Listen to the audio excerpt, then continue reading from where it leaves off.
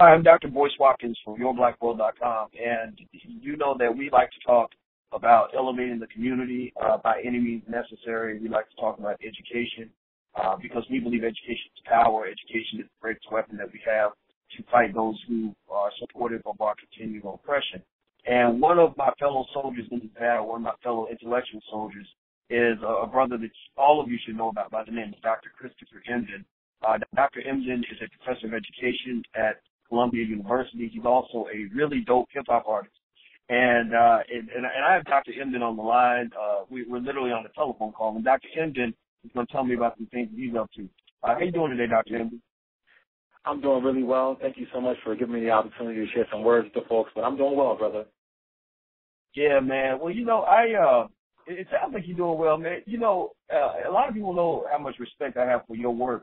But also what I love about your work is that you're not just keeping it in the ivory tower. You can operate in that space, but you're also taking it to the street. And you're also using the power of hip-hop in the way that, as KRS-One describes it, if hip-hop has the ability to harm us and to destroy us, but also has the ability to elevate and liberate us, and you're actually doing that. Can you tell me a little bit about some of the projects you have going on that are kind of using the power of hip-hop to educate our kids? Well, the project I'm most excited about that I think everybody who's listening in your network should hear about is this idea called Science Genius. So on Twitter, it's #ScienceGenius. And what it is a partnership between myself, rapper Jizza from the Wu Tang Clan, and the website called rapgenius.com. And essentially what we're doing is we are opening up the new possibilities for young folks to see themselves as scientists. We got a lot of urban youth of color who are so immersed in hip-hop culture, and they see themselves as being rappers when they get older. And what they do is they listen to hip-hop, they write rhymes, and we're saying, well, if you write rhymes about any other subject, let's open up the possibilities for them to be scientists. So Jizza and I are creating this project. It's a hip-hop battle where young people in New York City public schools are going to get given rap instrumentals. They're going to get given rap topics and a varied amount of science topics that they're learning in class. And the idea is that they write raps about the scientific topics. Their teachers get trained to allow them to be able to do this in the classroom. And what we're hoping to happen is that we allow them to express your genius as scientists. And this bubbles up into a competition. We'll pick the best science genius competition amongst our young people who've been written off, and just really engage them in science in an interesting way. And so we're launching this event, on Wednesday, 12/12/12, and I'm really excited about it. Wow, man. That sounds really exciting. It's interesting because I just went down to Broward County, Florida, and one of the conversation topics that we hit on was how to motivate young black men to kind of rise above some of the negatives of our cultural trappings and actually maybe turn those negatives into positives. It sounds like it's not a matter of changing who they are and saying, look, you can't like the things that you liked before. It's really a matter of saying, how do we take this creative genius, this intellectual power, and use that power for good as opposed to evil? So it sounds like that's what you're doing. So I want to ask you this, man. What response have you gotten from the academic community when you come to them with this idea about merging hip-hop and the sciences together? I mean, what's the talk on Columbia University's campus? Well, the initial response is always, why are you doing this? Why focus on hip-hop? Is this a valuable tool? It's a misogynistic tool. It's a materialistic tool. And what my research has been for the past decade of my life is showing the beauty and the wonder of hip-hop.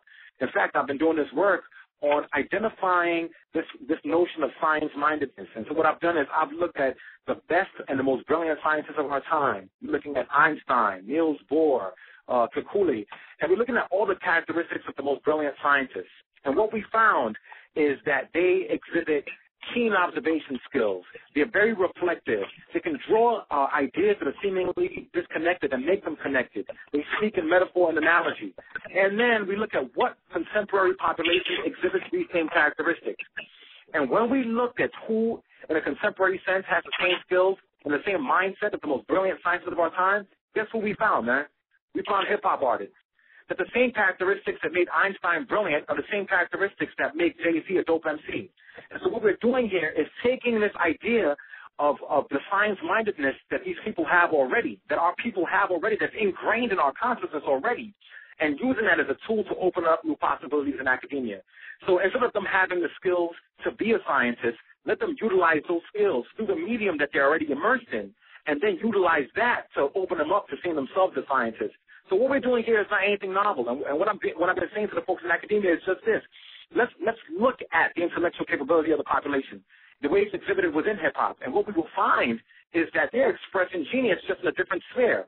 So now it's my role and my responsibility as an educator within an institution like this to open up these new possibilities, to let the academics see the brilliance in our young people, and let the young people see the brilliance in themselves. I love it, man. I think it's extraordinary, and I think that this is what we need. You know, we really need what I call black intellectual warriors. These are not just people that have the PhDs and the MDs and the JDs and the MBAs and all those other letters behind your name that make you feel like you're somebody special. It's about taking that energy and really, to use a simple physics concept here, we know that the force is mass times acceleration. And a lot of us have a lot of mass. We have a lot of power. We have a lot of potential. We have a lot of capability. We have a lot of, resources. We have a lot of education, a lot of know-how. But the question is, are you willing to accelerate? And if you're not willing to accelerate and willing to be courageous with what God has given you, then you don't deserve a spot on the playing field. So as far as I'm concerned, you are a leader in this movement, and I congratulate and commend you on that. And I just want to wish you good luck with this, my brother. Thank you so much. Again, and I just want to reiterate what you said. The work here is, it's easy to stay in academia and stay in an Ivy League institution and write about theory, and it's easy to be here and do what folks are telling you to do. But it's a responsibility to make sure that when given the opportunity to be in these spaces, that you speak back to the power of the folks who look like you, and that's what the work is. And so finally, we're launching this event. It's Wednesday, December 12, 2012. It is from 6 o'clock p.m. to 7 o'clock p.m. at Teachers College at Columbia University. The address is 525 West 120th Street, New York, New York. So 525 West 120th Street at the Cowan Center at Teachers College, Columbia University from 6 p.m. to 7 p.m. You don't get to just hear me speak.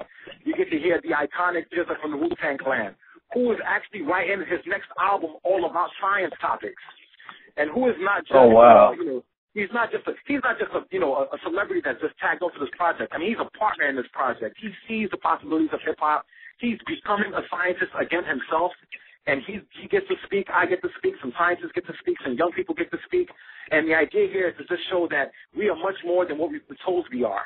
And that hip-hop is not inherently negative. Just because the media and just because corporations have made hip-hop negative, it means that we have to push harder to show the positivity and the brilliance in hip-hop. And that's what this is all about. Well, I love it, man. I love it. And, first of all, I want to ask you, is there a place people can find you on the Internet so they can kind of follow you? Absolutely, man. Thank you for asking me that. I always forget. I always talk about the work so much I forget to talk about me. But my website is www.chrisemdin.com, and on Twitter I'm at Chris Emdin, CHRISEMDIN. So hit me up on the website. Hit me up on Twitter, and let's continue the conversation. I really hope as many of people who hear this who are in New York City come to the event on 12/12/12. In fact, it was called 12/12/12 because Jizza said, 12/12/12. If you add all the 3 12s together, it equals 36. And Wu Tang's first album was Enter the 36 Chambers. And one of the biggest things before was, Wu Tang Killer Bees on the form. And now we're saying that, we're going to have the Wu Tang, Scholar Bees on the form. Wow. Well, I love it, man. I love it. So everybody this is Dr. Christopher Emdin at Columbia University. That's EMDIN, in case you don't know. If you don't know now, you know. And it's funny that you mentioned 12/12/12 because, ironically, brother, on 12/12/12, I'm actually having a conference call with Russell Simmons, and one of the things that we're going to actually discuss is this idea of merging hip hop with various forms of political activism and incorporating it into the Black agenda. And that was a hard meeting for me to take because, if anybody who checks the history knows that Russell and I have not always agreed on everything. But I think that when you talk about Black men who are trying to care about the community in their own way, I think it's a matter of us working through any differences we have so that we can learn how to find the things that make us similar and the things that make us all unique and special and brilliant. So I feel that this generation is going to be one of the generations that helps us to become who we're truly meant to be.